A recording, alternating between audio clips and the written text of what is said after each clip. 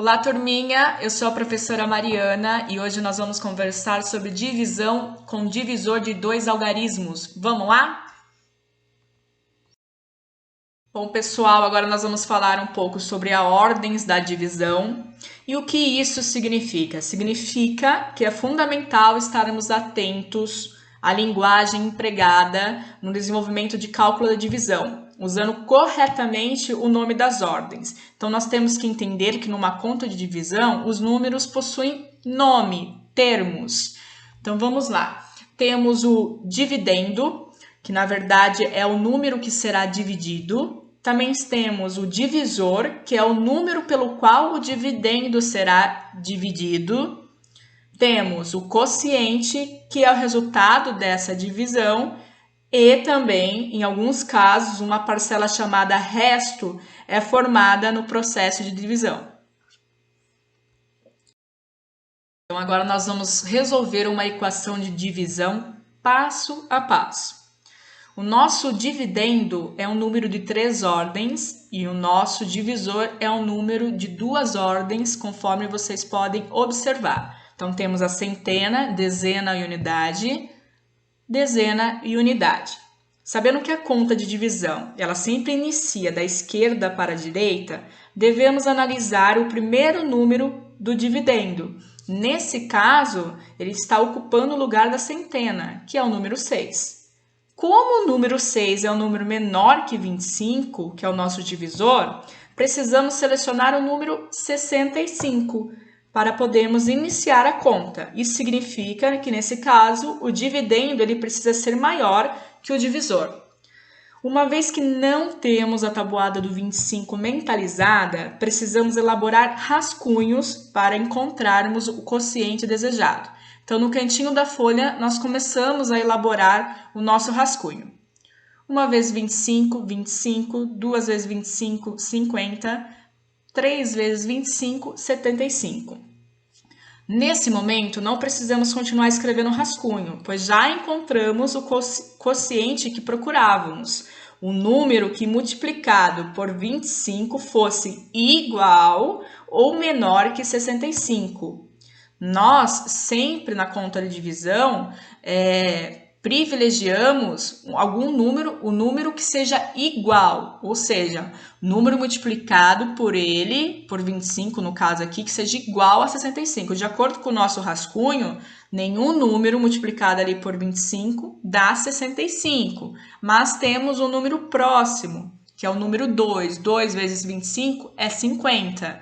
Então, qual número que nós vamos usar? É o número 2. É o número 2 que nós vamos selecionar, porque o número 3 vezes 25 é 75, e 75 é maior que 65, nós não podemos utilizar o 3. Então, o número que chegou mais próximo aí de 65 foi o número 2. Então, nós vamos selecionar o número 2 e colocá-lo, escrevê-lo no quociente. E vamos realizar a multiplicação. 2 vezes 25 é igual a 50. Então, devemos escrever o 50 embaixo do 65 e realizar a subtração. Começamos a realizar a subtração. Lembra que nessa conta aqui, a subtração começa na dezena. 5 menos 0, 5. 6 menos 5, 1. Então, encontramos aí como resultado o número 15. Devemos prosseguir com a realização da conta, pois ainda não dividimos todos os números do dividendo. Nesse momento, o que nós temos que fazer? Abaixar o número que representa a unidade do dividendo, que no caso é o 0. Então, abaixando o 0, nós vamos obter o número 150. Agora, precisamos dividir 150 por 25. Nesse momento, o que nós precisamos fazer novamente? Voltar a fazer o rascunho para descobrirmos o novo quociente desejado. Então, vamos lá. 4 vezes 25 é 100. 100 está próximo, é igual ou está próximo a 150? Menor que 150? Não é igual, mas sabemos que é menor, porém pode ser que tenha outro número que seja mais próximo a 150, ou seja, o próprio 150. Vamos ver. 5 vezes 25, 125. 6 vezes 25, 150. Opa! achamos exatamente o que procurávamos. Então, nesse caso, nós não precisamos continuar agora elaborando o nosso rascunho, porque usaremos o 6 no quociente, porque 6 vezes 25 é exatamente 150, que é aquilo que nós procurávamos. Então, escrevemos o 6 no quociente e realizamos a multiplicação. 6 vezes 25 é exatamente 150, escrevemos o 150 embaixo do 150 e realizamos a subtração. 0 menos 0, 0. 5 menos 5, 0. 1 menos 1, 0.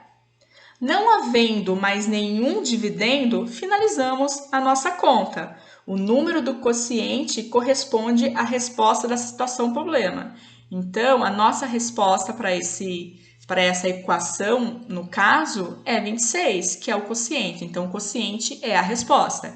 Então, 650 dividido por 25 é igual a 26.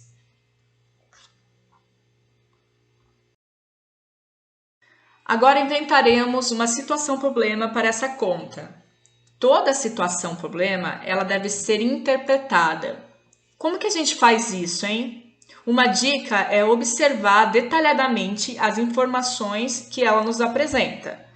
Toda situação também, ela traz palavras-chave que devemos identificar para sabermos qual operação devemos usar para solucionar a questão. Então, acompanhe a leitura aqui comigo dessa situação. Um cinema receberá 650 crianças para assistir o lançamento de um filme. As crianças deverão ser distribuídas igualmente em 25 salas. Quantas crianças ficarão em cada sala do cinema? As palavras-chave desse problema são as que estão destacadas em vermelho. As palavras distribuídas igualmente nos remete à ideia de divisão. Vamos imaginar a segunda situação. Vamos lá. Imagine um cinema recebendo 650 crianças. Imaginaram?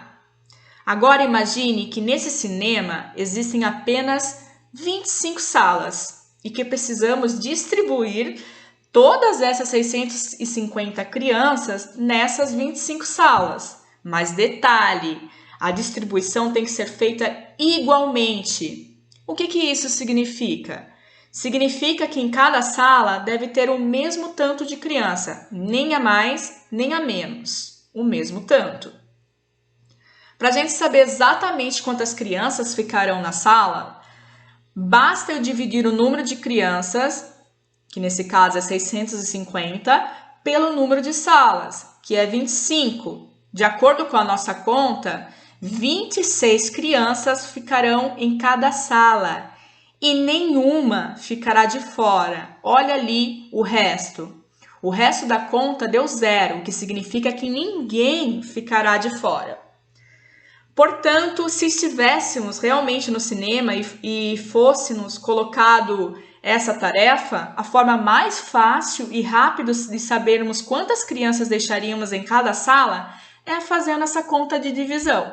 Porque, do contrário, imaginem o tempo que levaríamos se colocasse uma criança de cada vez por sala, ou até mesmo que fosse pequenos grupos, talvez desse uma confusão, né? E além do mais, acho que ia demorar muito. A gente ia perder o filme. Por isso, é importante sabermos resolver essas contas para facilitar o nosso dia a dia, para resolver os desafios que podem aparecer. Tudo bem, galerinha?